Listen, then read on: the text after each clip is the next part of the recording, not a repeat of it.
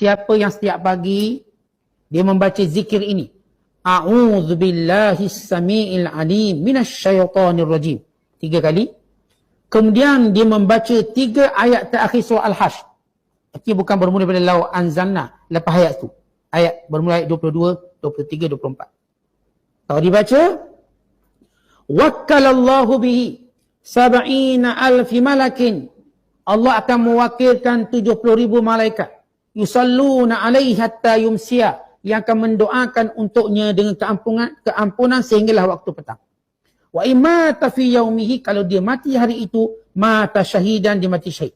Wa man qara'aha hina yumsi, dan siapa yang membaca pada petang harinya, yakni maghribnya, iaitu a'udzubillahi samiil alim minasyaitonir rajim, diikuti dengan 3 ayat surah Al-Hasyr sampai itu, ayat 22, 23, 24, maka dia akan mendapat pahala sebagaimana dia baca pagi.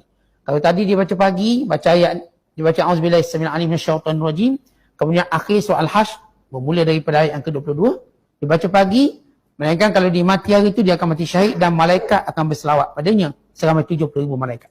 Yang kedua, kalau dia baca petang, dia dapat kelebihan yang sama. Namun kesemua hadis ini bersifat dhaif.